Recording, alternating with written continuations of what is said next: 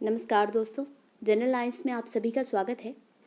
ये हम लोग जो पीजीटी, टीजीटी और केबीएस, एनबीएस और इसके अलावा जीआईसी लेक्चर, इन सब में जो भारतीय इतिहास का पेपर आता है, तो उसमें 2000 से लेकर अब तक का एक संकलन निकाला है घटना चक्र द्वारा।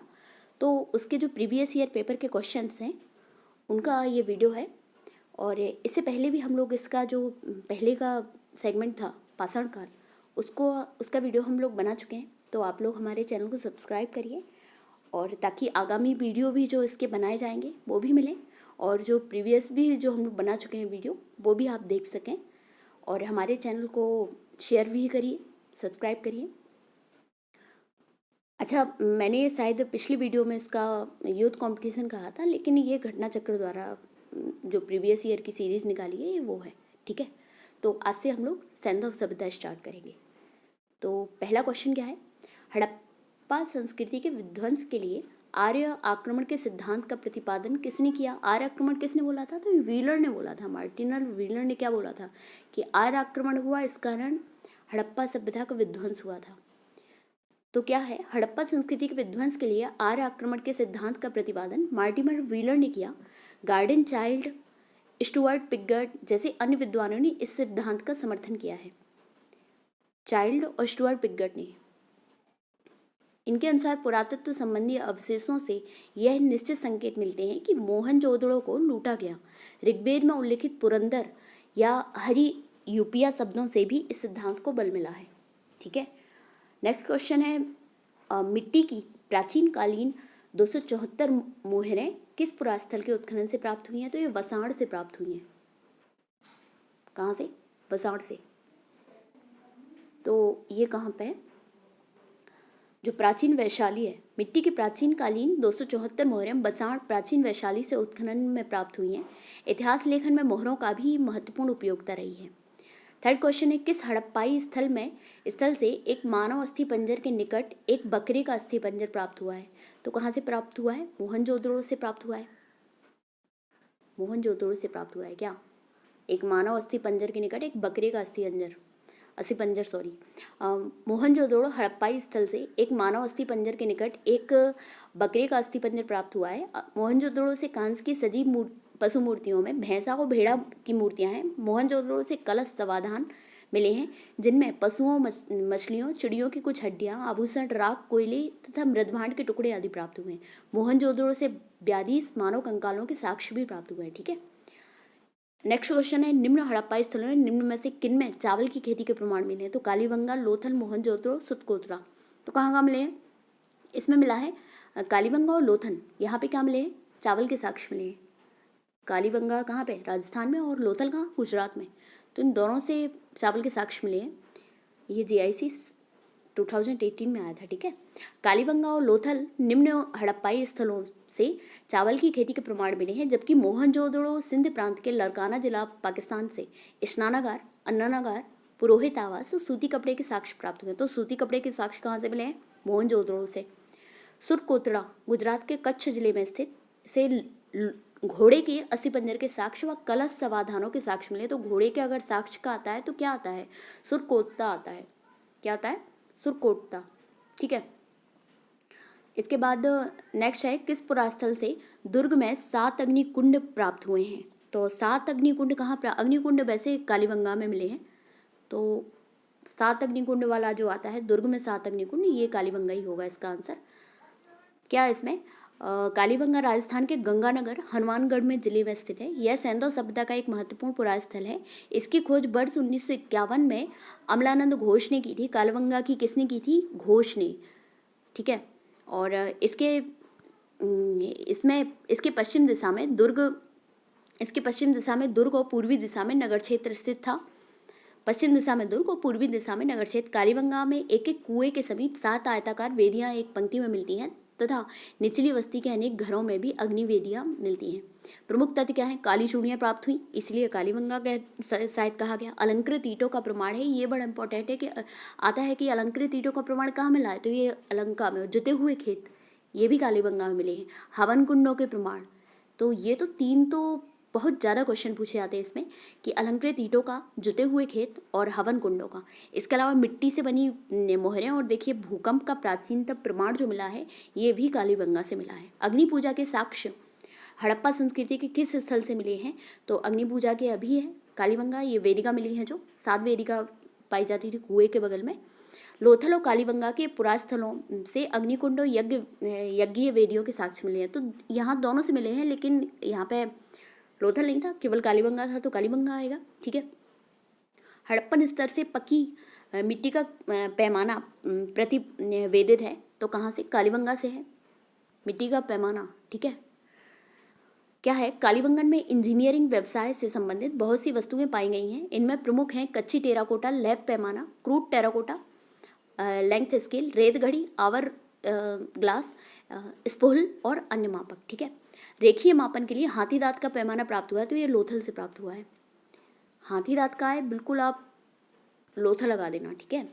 हड़प्पाई सभ्यता भारत की प्राचीनतम सभ्यता है। हड़प्पाई संदर्भ में हाथी दांत का पैमाना लोथल से मिला है, गुजरात में है। ठीक है।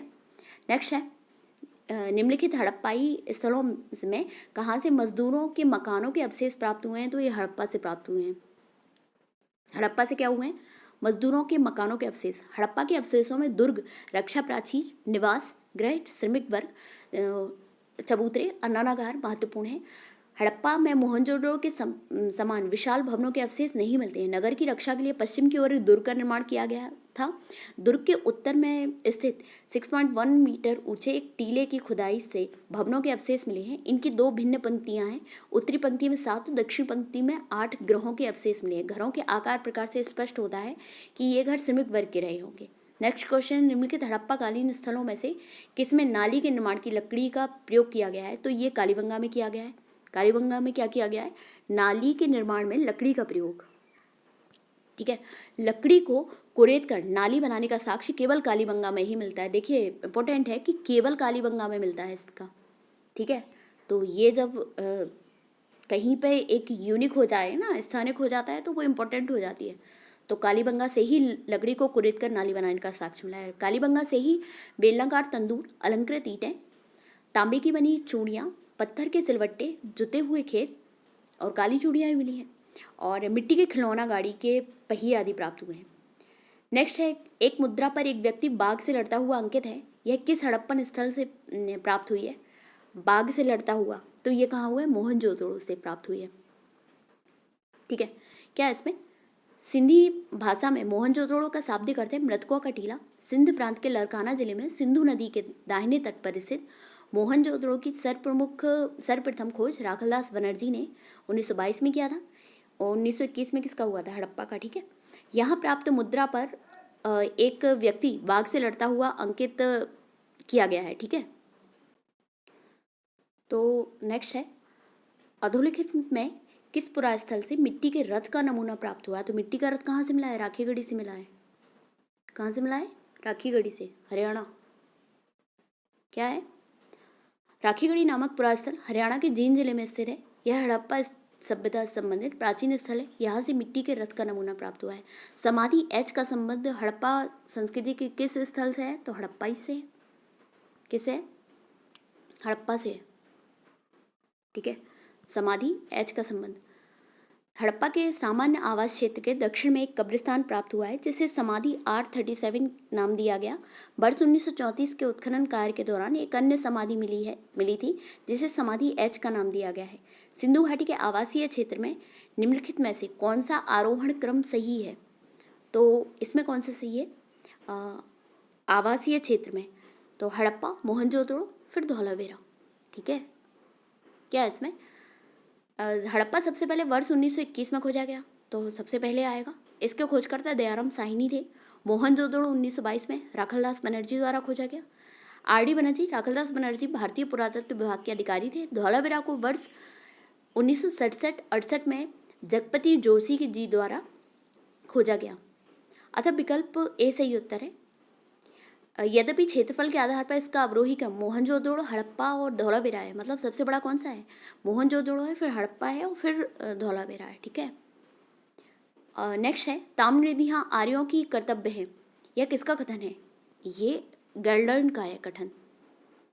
क्या बोला है इन्होंने बोला है एच गैलर्न ने कि ताम्र निधियाँ आर्यों की कर्तव्य है। ठीक है, क्या है इसमें? एच गैलर्स के अनुसार ताम्र निधियाँ आर्यों की कर्तव्य है। भारतीय समाज में आर्यों द्वारा किए गए कार्यों या परंपरा का आज भी साक्ष्य प्राप्त होता है। इसी क्रम में आर्यों ने जिन वस्तुओं का प्रयोग अपने जीवन को सुखी बनाने के लिए किया, आज भी समाज में उस परंपरा को देखा जाता है। आर्यों द्वारा अध्यात्म की व्यवस्था आज पूर्णतः प्रचलित है। ठीक है, अध्यात्म किसकी देन कह रहा है? फिर आर्यों की। हड़प्पा संस्कृति के किस स्थल से मध्यनगर का प्रमाण मिला है? मध्यनगर कहाँ पे थे? तो ये 3 जो बटा हुआ है वो कालीबंगा में था। मध्यनगर कालीबंगा में। हड़प्पा संस्कृति के कालीबंगा पुरास्थल के मध्य एक छोटे नगर का प्रमाण मिला है। यहाँ एक दुर्ग मिला है। कालीबंगा राजस्थान के हनुमानगढ़ जिले में स्थित पुरास्थल है। नेक्स्ट है सिंधु सभ्यता के लोगों के लिए डील वाला बैल था। क्या था ये पवित्र पशु था। ये मोहरों पे मिला है ना।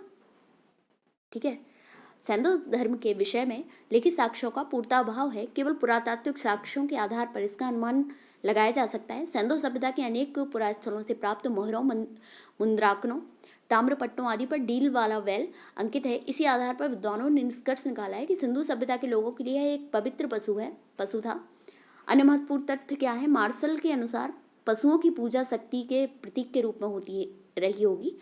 मोहनजोदड़ो से प्राप्त एक ताबीज पर एक नाग को चबूतरे पर लेटा हुआ दिखलाया गया है। अर्नेस्ट मैके का अनुमान है। क्या है देखिए, एक बार फिर से पढ़ देते हैं। तो मार्शल के अनुसार पशुओं की पूजा शक्ति के प्रतीक के रूप में होती है। मार्शल ने क्या बोला? शक्ति के प्रतीक के रूप में पशुओं की पूजा। मोहनजोदड़ो से प्राप्त एक ताबीज पर एक नाग को चबूतरे पर लेटा हुआ दिखाया गया और अर्नेस्ट मैके का अनुमान है कि चबूतरों पर नागों को दूध पिलाया जाता रहा होगा। मोहनजोदड़ो एवं हड़प्पा से कुबड़ वाले बैल की आकृति वाली अनेक मोहरें प्राप्त हुई हैं। ठीक है, नेक्स्ट है पूर्ण विकसित हड़प्पा सभ्यता लगभग कितनी शताब्दियों तक जीवित रही? तो ये 7 शताब्दियों तक माना जाता है इसको। वैसे तो सबने अलग अलग बोला है। भारतीय पुरातत्व सर्वेक्षण विभाग ने उल्लेख किया है कि हड़प्पा सभ्यता की संस्कृति को आमतौर पर प्रारंभिक 3300 से 2600 ईसा पूर्व, पूर्ण विकसित 2600 से 1900 ईसा पूर्व और परिवर्ती 1900 से 1700 ईसा पूर्व के काल में विभाजित किया जाता है। अतः स्पष्ट है कि पूर्ण विकसित हड़प्पा सभ्यता लगभग 7 शताब्दियों तक जीवित रही। उत्तर प्रदेश माध्यमिक शिक्षा वयन बोर्ड ने इसका बी माना था। ठीक है, मतलब 5 माना था इसने, जो सत्य नहीं है। तो कोई नहीं, हम 7 करेंगे। ठीक है, सैंधव सभ्यता के सबसे पूर्वी स्थल आलमगीरपुर का उत्खनन किया था। किसने किया था? तो वाई.डी. शर्मा ने। वाई.डी. शर्मा, ये शायद मैथ की बुक थी ना 10th वगैरह में। तो वाई.डी. शर्मा जो थे, वाई.डी. शर्मा मैथ की थी या हिस्ट्री की थी, सॉरी अब याद नहीं है। सैंधव सभ्यता के सबसे पूर्वी स्थल का उत्खनन किया था वाई.डी. शर्मा ने। मेरठ जिले में हिंडन नदी पर स्थित सैंधव सभ्यता के सबसे पूर्वी स्थल आलमगीरपुर का उत्खनन 1958 में यज्ञदत्त शर्मा ने कराया है। अच्छा, ये वाई.डी. शर्मा यज्ञदत्त शर्मा है। ठीक है, सिंधु सभ्यता से संबंधित निम्नलिखित पुरास्थलों में से कौन उत्तर प्रदेश में स्थित है? तो कौन सा है? आलमगीरपुर। ये हिंडन नदी के किनारे ना। सैंधव सभ्यता के बाट किस संख्या के गुणक थे? तो बाट किसके थे? 16 के गुणक होते थे बाट। कैसे? सैंधव संस्कृति के बाटों की सबसे प्रमुख विशेषता उनका घनाकार और 16 के गुणकों में प्रयुक्त होना था। नेक्स्ट है पक्की मिट्टी के बने हल का एक प्रतिरूप प्राप्त हुआ है। तो बनावली से प्राप्त हुआ है। ये आता है, पक्की मिट्टी से बना हल कहाँ से प्राप्त हुआ? बनावली से। हरियाणा के बनावली जो है हरियाणा के फतेहाबाद जिले में सरस्वती नदी के किनारे स्थित है। इसकी खोज 1974 ईस्वी में R.S. विश्व ने बनावली विश्व ने की है। यहाँ से पक्की मिट्टी के बने हल का एक प्रतिरूप प्राप्त हुआ है। अन्य महत्वपूर्ण तथ्य क्या है? कालीबंगा के प्राक सैंधव स्तर से हल से जुते हुए खेत का साक्ष्य प्राप्त हुआ है। नवीनतम अनुसंधानों में राखीगढ़ी को विशालतम हड़प्पाकालीन नगर माना गया है। हाँ, ये बिल्कुल आप इस चीज़ का बिल्कुल ध्यान रख लीजिए, क्योंकि बहुत सारे लोग इसमें कन्फ्यूज हैं। सबसे बड़ा हड़प्पाई स्थल है जो, वो भारत का भी राखीगढ़ी है और पूरे जो हड़प्पाई सभ्यता है ना उसका भी, भारत से बाहर भी जो ओवरऑल है वो भी राखीगढ़ी है। धान की भूसी का साक्ष्य कहाँ मिला है? रंगपुर से प्राप्त हुआ है। अधोलिखित में से किस पुरास्थल से मिट्टी का हल का नमूना प्राप्त हुआ है, तो किससे प्राप्त हुआ है? वनावली से प्राप्त हुआ है। सूची में लाना है हड़प्पा, लोथल, कालीबंगा, मोहनजोदड़ो। गोदीवाड़ा कहाँ से? लोथल से, सही है। बी का 2 होगा, बी का 2, अच्छा 2 है इसमें। और जुता हुआ खेत कहाँ से प्राप्त हुआ है? कालीबंगा से प्राप्त हुआ है, तो सी का 4 हो जाएगा। सी का 4, बी का 2, सी का 4, तो डी होना चाहिए। इसके अलावा हड़प्पा से क्या मिला है? समाधान मिले हैं, और मोहनजोदड़ो से एक नर्तकी की आकृति प्राप्त हुई है। तो क्या हुआ इसमें? डी सही था ना? ठीक है। क्या इसमें प्रश्नगत हड़प्पा सभ्यता के स्थलों में से खम्बात की खाड़ी के निकट स्थित लोथल से गोदीवाड़ा के साक्ष्य मिले हैं। राजस्थान के हनुमानगढ़ जिले में घग्गर नदी के किनारे स्थित कालीबंगा से जुते हुए खेत के साक्ष्य मिले हैं। पाकिस्तान के पंजाब प्रांत में साहिवाल जिले में रावी नदी के बाएं तट पर स्थित हड़प्पा नगर क्षेत्र के दक्षिण दिशा में एक कब्रिस्तान मिला है, जिसे समाधि 837 नाम दिया गया है। पाकिस्तान के सिंध प्रांत के लड़काना जिले में सिंधु नदी के दाहिने तट पर स्थित मोहनजोदड़ो से कांस्य की नृत्यरत नारी की मूर्ति मिली है। तो ये हम लोगों ने 24 क्वेश्चन का लिए हैं। ये इसमें टोटल जो सैंधव सभ्यता है इसमें 96 हैं, तो हम लोग इसको 4 पार्ट में कर देंगे, तो इसमें थोड़ा सा वीडियो भी इतना ज़्यादा लेंथी नहीं बनेगा।